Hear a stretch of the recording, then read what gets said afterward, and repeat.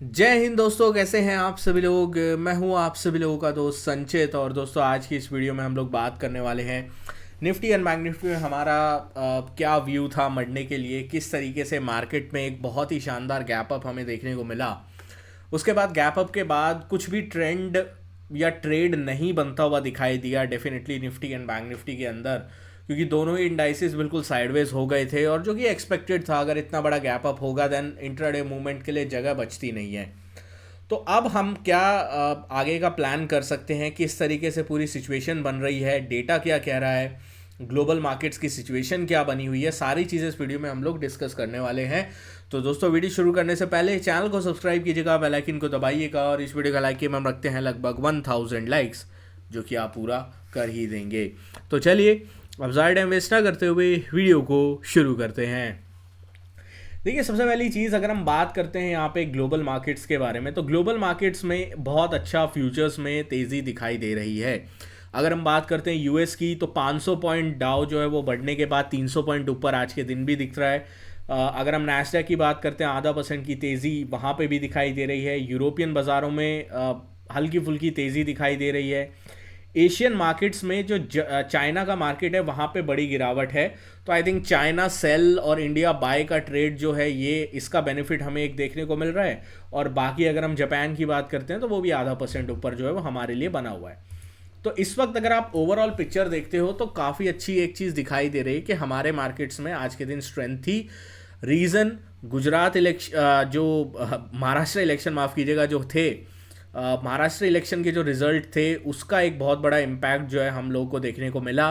But जैसा मैंने बोला था, बहुत सारे लोग बहुत ज़्यादा बुलिश हो रहे थे या फिर बहुत ज़्यादा ही ओवर एक्साइट हो रहे थे। ऐसी कोई बात नहीं थी, ठीक है। ये टेलीग्राम ग्रुप पे अभी तक आपने ज्वाइन नहीं किया, डिस्क्रिप्शन में लिंक है। मोर देन 96,000 से ज़्यादा हमारे मेंबर्स हैं। आप लोगों का बहुत ज़्यादा प्यार एंड सपोर्ट अपने को मिल रहा है। यहाँ पे जितनी भी लेटेस्ट अपडेट न्यूज़ लेवल्स होते हैं यहाँ पे मैं प्रोवाइड कर देता हूँ। मैंने आपको क्या बोला था, don't blindly by at these levels. सुबह मेरे 9:30-10 बजे के आसपास का मैसेज था कि ब्लाइंडली बाय मत करो, बिकॉज हरा हरा दिख रहा है, ठीक है। ऊपर निकले कुछ स्पेसिफिक लेवल्स के, तब हम बाय करने के बारे में सोचेंगे, तभी कुछ मोमेंटम मिलेगा, ठीक है। वरना मोमेंटम ही नहीं है वहां पे, आप बाय करके करोगे क्या? आपका ऑप्शन का प्रीमियम इरोड होगा। मंथली एक्सपायरी वाला हफ्ता है तो हीरो जीरोस दोबारा से लोगों के चलने लगेंगे और सारी एक्सपायरीज पे सारे जो है वो ऑप्शन जीरो होने की प्रोबेबिलिटी भी बढ़ जाएगी। तो उस चीज़ का बस थोड़ा ध्यान रखना है। और आपने देखा सेकेंड हाफ में किस तरीके से मार्केट साइडवेज, रेंज बाउंड और ट्रेंडलेस एक दिन जो है इंट्राडे ट्रेडर्स के लिए रहा, क्योंकि गैप अप पे ही सब कुछ हो गया। सिमिलर केस बैंक निफ्टी में देखते हो, गैप अप पे ही सब कुछ हो गया। 20 EMA के आसपास आया और 15 मिनट टाइम फ्रेम पे यहाँ से बाउंस लेके हायर लेवल पे डेज हाई के आसपास बैंक निफ्टी तो बंद हुआ, बट निफ्टी में उतनी स्ट्रेंथ नहीं है। अब ये बाजार भागा क्यों नहीं, ठीक है, क्योंकि सब लोग अगर इतना बुलिश थे तो ये भागा क्यों नहीं। टेक्निकल कुछ लेवल्स के ऊपर चलते हैं। ये निफ्टी का डेली टाइम फ्रेम है। निफ्टी का डेली टाइम फ्रेम अगर आप इस वक्त देखते हो तो निफ्टी के डेली टाइम फ्रेम पे आपको दिखाई देगा एक डाउनवर्ड ट्रेंड लाइन जो है वो चली हुई थी यहाँ पे। मतलब मार्केट जो है धीरे धीरे धीरे करके नीचे की साइड आ रहा था। अभी इसने ट्रेंड लाइन का ब्रेकआउट किया है ड्यू टू अ गैप, ठीक है। गैप में ये ट्रेंड लाइन का ब्रेकआउट हुआ है, बट ये ब्रेकआउट कहां पे हुआ? अगर आप डेली टाइम फ्रेम पे देखते हो, 100 EMA और 50 EMA के पास जो है इस ब्रेकआउट का रिजेक्शन एक लेवल दिख रहा है। तो अगर पोजिशनली हम लोगों को बुलिश होना है, एग्रेसिव बुलिश होना है, वो तभी हो पाएंगे हम लोग जब हम 24,400-500 की रेंज के ऊपर सस्टेन करते हैं, ठीक है। 24,400 से 24,500 की रेंज के ऊपर अगर हम सस्टेन करते हैं, then there is a high probability हम लोगों को एक बार के लिए मार्केट में बड़ा ब्रेकआउट देखने को मिले, ऑल टाइम हाइज के लेवल देखने को मिले, हायर लेवल्स देखने को मिले। ये सारी चीजें हमें देखने को मिल सकती हैं। बट अगर ये नहीं होता है then it was nothing but एक जो बीजेपी की बड़ी विक्ट्री हुई है महाराष्ट्र में, उसकी वजह से एक बाउंस आया और उसके बाद दोबारा से ये नीचे की साइड जा सकता है। तो इस चीज़ का अपने को ध्यान रखना है। तो ये ट्रेड हम कैसे करेंगे, ठीक है। 15 मिनट टाइम फ्रेम पे आते हैं।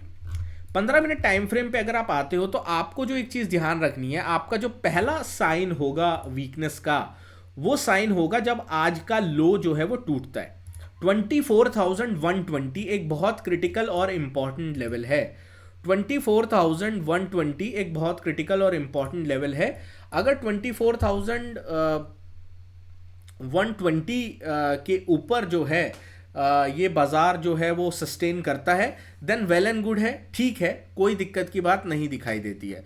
बट अगर 24,100 के नीचे ये बाजार ट्रेड करना स्टार्ट करता है कल के दिन, परसों के दिन, देन ये हो जाएगा कि ये जो अपमूव था एक डाउन मूव में एक अपमूव था, इसमें ज़्यादा जो है कुछ रीड करने की अभी ज़रूरत नहीं है, क्योंकि एक दिन की अपमूव से ट्रेंड चेंज नहीं होता, एक दिन के डाउन मूव से ट्रेंड चेंज नहीं होता, ट्रेंड चेंज होने में थोड़ा समय लगता है। तो इस चीज़ का अपने को ध्यान रखना है। 24,100-120 क्रिटिकल लेवल है, इसके नीचे ये बाजार धाराशायी हो सकता है दोबारा से, इस चीज़ का थोड़ा आपको ध्यान रखना है।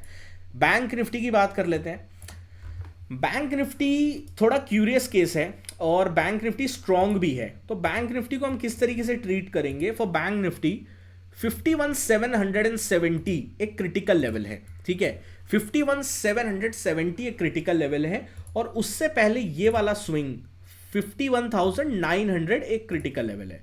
तो 2-3 लेवल्स आपको ध्यान में रखने हैं, ठीक है, फॉर सपोर्ट्स। 51,900, 51,900, 950 के ऊपर जब तक ये रहता है ये स्ट्रेंथ में है। अगर 51,900, 950 के नीचे बैंक निफ्टी आता है, वीकनेस बढ़ेगी। बट बड़ा ब्रेकडाउन तभी होगा जब ये 51,700, 750 के नीचे 15 मिनट का कोई भी कैंडल क्लोज देता है, तब ये 51,100 और 51,400 की तरफ आ सकते हैं, 51,400 और 51,100 की तरफ आ सकते हैं। देन अपने को ध्यान रखना है, ठीक है, इस चीज का हम लोग फोकस करके चलेंगे। बट जब तक 51,900 के ऊपर है, बाय ऑन डिप्स बना रहेगा। निफ्टी फाइनेंस सिमिलर केस था। निफ्टी फाइनेंस में we were expecting a gap up, but इतना बड़ा, इतना जबरदस्त गैप अप होगा ये आई थिंक बैंक्स में तो बिल्कुल भी एक्सपेक्टेड नहीं था, ठीक है। तो अब इसको किस तरीके से हम लोग प्ले आउट कर सकते हैं? अगर हम देखते हैं निफ्टी फाइनेंस का हाई और निफ्टी फाइनेंस का लो, तो रेंज कितने पॉइंट की आपकी निकलती है? फर्स्ट कैंडल की लगभग 200 पॉइंट की आपकी पहली कैंडल 15 मिनट की रेंज निकल जाती है। जब पहली 15 मिनट की कैंडल इतनी बड़ी रेंज की बन जाएगी, उस दिन ट्रेंड होने की प्रोबेबिलिटी ऑटोमेटिकली घट जाती है, ठीक है। मैं ये नहीं कहता ट्रेंड नहीं हो सकता, बट प्रोबेबिलिटी बहुत ज़्यादा घट जाएगी। तो इस चीज़ का आप लोगों को ध्यान रखना है। और इसके अगर हम देखें तो मेरे लिए जो इंपॉर्टेंट लेवल होगा वो होगा 24,140, 150, इसके ऊपर निकलता है बाय। और अगर नीचे की साइड 23,900, 950 के नीचे जाता है तो सेल। तो क्लियर कट है, जब तक निफ्टी फाइनेंस रेंज को नहीं तोड़ता है आइदर साइड, अप साइड या डाउन साइड में, मैं निफ्टी फाइनेंस को अवॉइड ही करूंगा। हो सकता है थोड़ा रेंज बाउंड रहने की इसकी तरफ से कोशिश जो है वो करी जाए। दोस्तों आशा करता हूँ वीडियो आपको पसंद आई होगी। वीडियो पसंद आए तो वीडियो को लाइक कीजिएगा। मिलता हूं आपसे अगली वीडियो में। Thank you so much for watching guys. जय हिंद, वंदे मातरम।